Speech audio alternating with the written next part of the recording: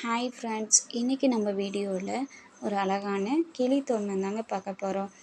அந்த மட்டையில் நடுப்பகுதியில் குச்சியாட்டம் இருக்கும் பார்த்திங்களா, அதை உடையாமல் அழகாக கட் பண்ணி எடுத்துக்கணும். உங்களுக்கு அரைப்பகுதி தேவைனால் கட் பண்ணி எடுத்துக்கலாம், இல்லை முக்கால்வாசி தேவைனால் கட் பண்ணி எடுத்துக்கலாம். நான் முக்கால்வாசியை கட் பண்ணி எடுத்துக்கிறேன். நுனி பகுதியை கட் பண்ணி எடுத்துக்கணுங்க. எடுத்துகிட்டு அந்த கால் பகுதியாக இருக்கும் பாருங்க, அதுவும் மட்டையோடு சேர்த்து அந்த குச்சியை கொண்டு நாட் போட்டு எடுத்துக்கணுங்க. நாட் போட்டோம்னா ஒரு அழகான மரக்கிளை நம்மளுக்கு தயாராகிடும். அப்போ அடுத்து நம்ம கட் பண்ணி வச்சுருந்தோம் பார்த்திங்களா, அந்த இதை ஒரு பீஸ் எடுத்து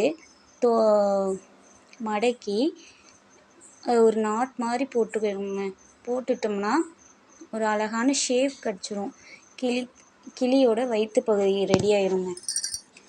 அடுத்து நம்ம ஷேப் உங்களுக்கு தேவைன்னா நீங்கள் ஷேப் எனக்கு கரெக்டாக வெட்டிடுவேன் அப்படின்னா நீங்கள் கரெக்டாக வெட்டிக்கலாம். எனக்கு நான் வெட்ட தெரியாமல் நான் லெட்டில் ஷேப் பார்த்து இது பண்ணிக்கிறேன். போட்டு கட் பண்ணி எடுத்துக்கிட்டேன். அடுத்து வால் பகுதியும் கட் பண்ணி எடுத்துக்கலாம். அதில் வால் பகுதியில் சின்னதாக இறகுகள் இது பண்ணி எடுத்துக்கலாங்க. இப்போ கிளி ஷேப் கிடச்சிருச்சு. அந்த மூக்கை கட் பண்ணி எடுத்துட்டோம் பார்த்திங்களா, அழகாக கிளி ரெடி ஆயிடுச்சு.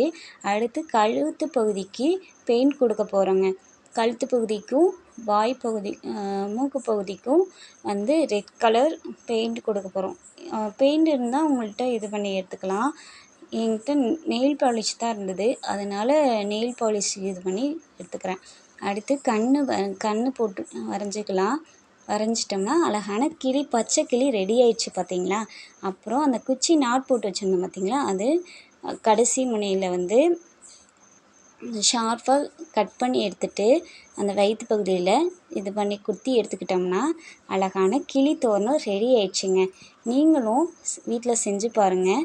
இந்த வீடியோ பிடிச்சிருந்தால் லைக் பண்ணுங்கள், ஷேர் பண்ணுங்கள், கமெண்ட் பண்ணுங்கள். நான் செஞ்ச கிளியை இப்போ எங்கள் வீட்டில் மாட்டியாச்சு. நீங்களும் செஞ்சு பாருங்கள். பிடிச்சிருந்தால் கமெண்ட் பண்ணுங்கள் ஃப்ரெண்ட்ஸ், எப்படி இருக்குன்னு.